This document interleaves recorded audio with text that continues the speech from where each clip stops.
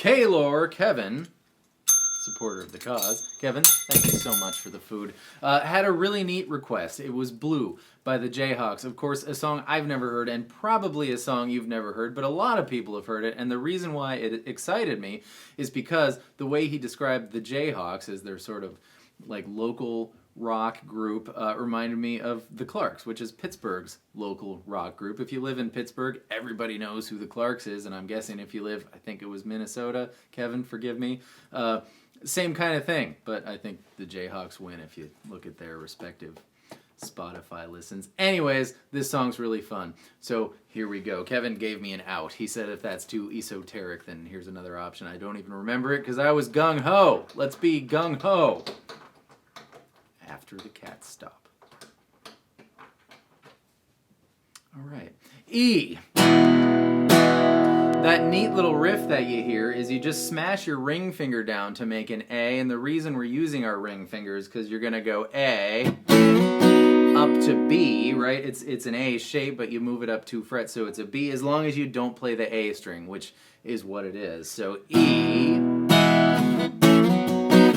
back down to A, and then E again.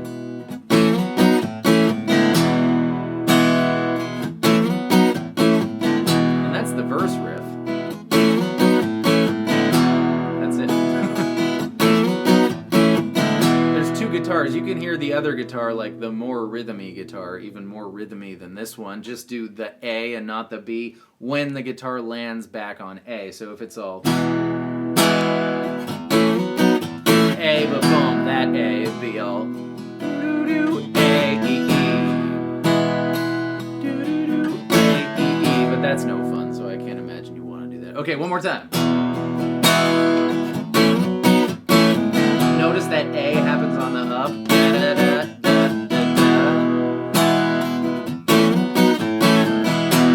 Now, there's that neat walk up into the pre-chorus, which the piano takes care of by going ba-bum-bum-bum into A for the part B of the verse, perhaps. Listen to the song, you'll know what I'm talking about. But the guitar just kind of hits that E more aggressively to sort of augment the piano's action there, but the piano goes E, E, F sharp, G sharp, A. So you can do that if you want. Let's see if it works as chords. It totally works as chords, especially if you use the Coldplay chords, as I call them. Put your, try this if you want, or just use the single notes, doesn't matter. But do A4, D4 with your ring and pinky fingers, and then pointer finger on G2 for F sharp. It's like a ringy, outy version of F sharp minor, and then 2 frets higher for G sharp, if you want, into A. So that'd be like this.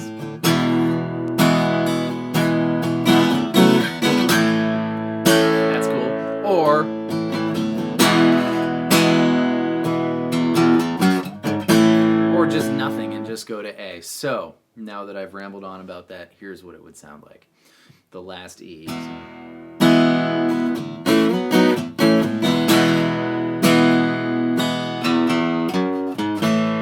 hang on A. Just hang on A, but then you do your transition back into E.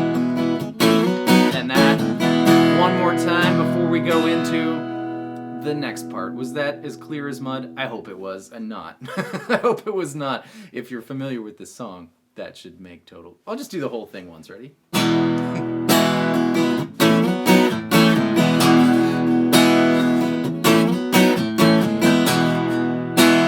Oh, I forgot one really important thing. On the E, sometimes he uses pinky finger on B2. And sometimes E2.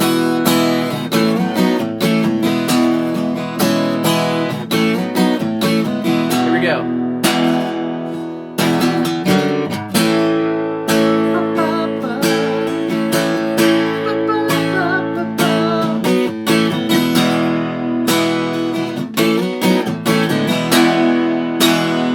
Into the next part.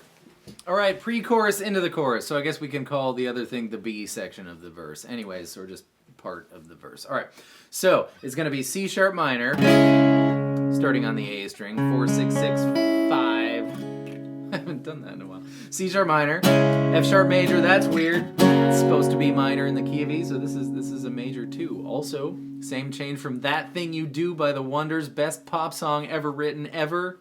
I'm sure you know it because you've seen that really great movie, but if you haven't, we need to do that song. Okay, anyway, C sharp minor, F sharp major, same shape, but down 2 frets and up 1 string towards your face. Again, into the chorus. So blue, E. We're going to play G sharp major now. Also should be minor, that's a major third. We talked about major thirds like 2 days ago, so I like this song because it's not by Creed. And then A, and then B, but I noticed when I was watching the live video, the more leady guitar player was playing E.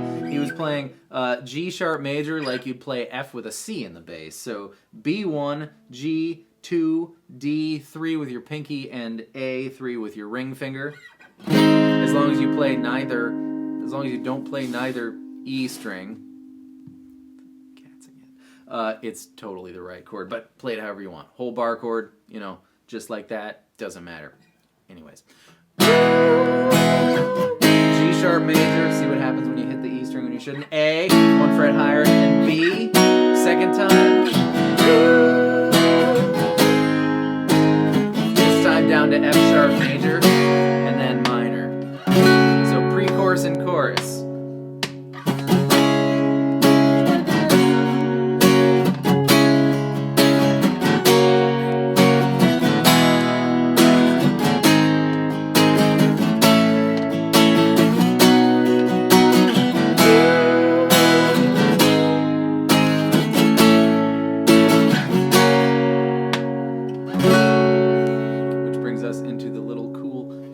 Happens into the next verse, during which it strikes me there's 2 guitars. I think the first guy, or the more rhythmy guy, is playing the aforementioned Coldplay F sharp minor, G sharp minor chords like this. He busted out into Sweet Melissa for a second. And the other guy, yeah, so slide up from F sharp minor, ringy outy style, up to G sharp minor, down to F sharp minor, back into E. And the more leady guy is doing this thing. Okay, so grab your G string, 2nd fret, up to 4, and E4 as well. And then down 2 frets from there. You recognize those notes as notes in the G sharp minor and the F sharp minor chord anyways, right? G4 and E4 are inclusive of your bar situation here. And then same thing for the 2nd fret as well on your F sharp minor. Everything's the same until after the 2nd chorus, and they do the cool fill thing again. Hang on E, and then E7, which I find hilarious. I don't know why. Into A. B. I'm going to say, watching the live version, the guy was doing ringy outy B, so starting on the A string, 2, 4, 4, open, open, but whatever, doesn't matter. Play B. So A, either B.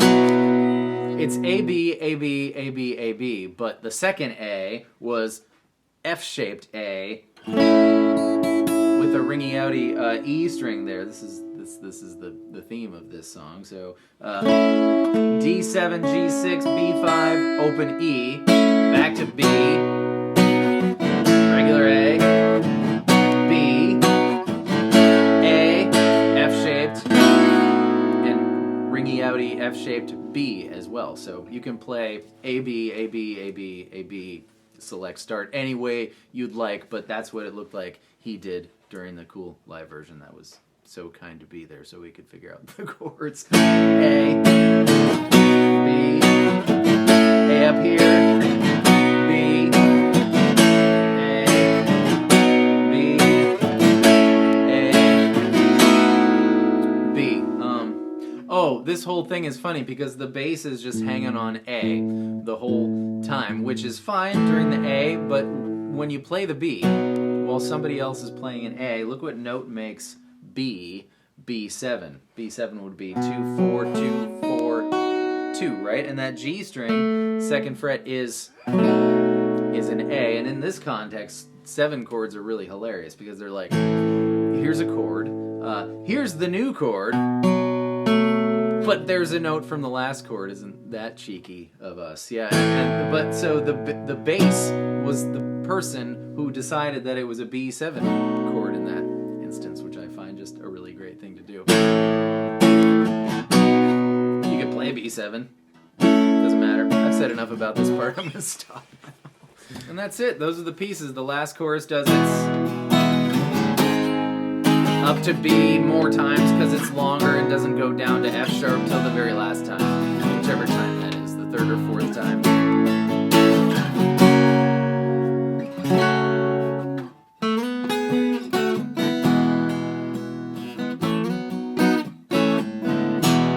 Awesome. Kevin, thank you so much for the food and also for introducing us to the Jayhawks. That song definitely made the golf playlist, and not just because it has a major 3. That's it. Thank you everybody for being here, and raise your hand if you were a Jayhawks fan prior to this, because they are news to me, and I'm glad I know now. Thank you so much for being here, and I will see you next time with more stuff.